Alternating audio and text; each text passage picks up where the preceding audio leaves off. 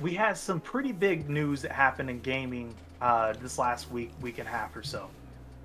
We got an announcement from Valve Mhm. uh, in compliance with the California law that passed that if all you're doing is buying a license to something and you don't technically own the software, game, whatever it is, you have to clarify in your wording that that's what it is. It's a license. You don't actually own this thing. Mhm. So in compliance with that, Steam was like, okay, and they just changed their language for their entire service. So not just in California, but across all of Steam now, you'll see that disclaimer when you go to buy something that you're buying a license to this. You're Mhm. not actually buying the game. And GOG, I think like a day or two later, they fired back by saying, oh, well, if you buy games on Steam, you're just buying a license. But if you buy games from GOG, you're buying an installer, and that installer is yours. No one can take it from you. You own that installer. And that is a wild way to shoot back. I mean, it's not the Wild Wild West in gaming, all right? Like, but that was a crazy way to get. If they were trying to get some attention, they succeeded. That's the way to do it, That is the honestly. way to do it. I am super excited that I don't fully like when the government puts their hands in gaming. We know from past history they crazy. Yup. They think gaming is like the devil.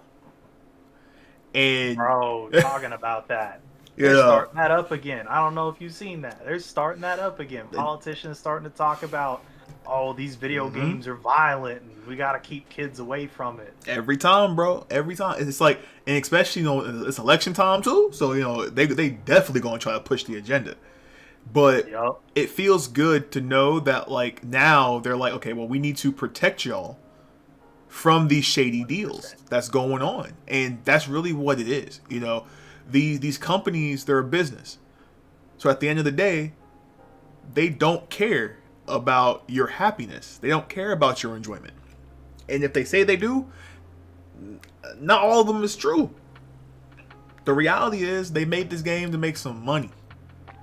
Yup. If they don't get a return on a game, you won't see a part 2 of it. You won't see a part 3 of it. This is why The Last of Us has been remade 1,000 times. This is why Skyrim has been remade 1,000 times. We complain like, why ain't there nothing new coming out? How come it's always remakes and remasters? Because they know this is easy money. It gets worse now because the price of gaming is constantly going up. We came from a generation where games was like $40, and then we have seen it go from 40 being the high tier at one point to now like $70-$80 being the low tier of this generation. Say, once you account for inflation and all that, I'm going to be real with you. There's no way you can justify these new prices. It is The crazy.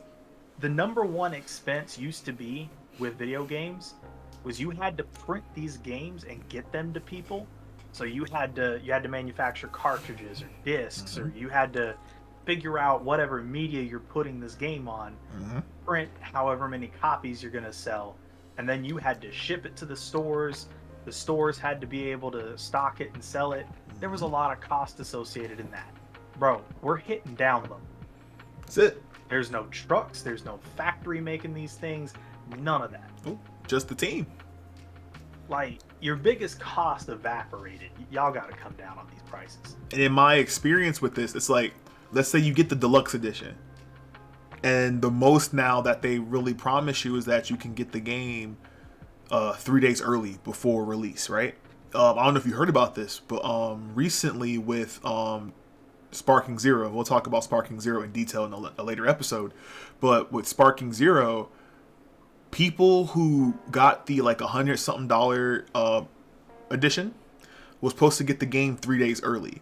If they bought a physical copy of the game through Amazon, Amazon did not ship the game. They just told everyone like, oh yeah, we didn't ship the game. And people were like, a part of me paying $100 for this game was to get it 3 days early. That's trash. Like, what are you doing? And this is the problem we can fix as the consumer.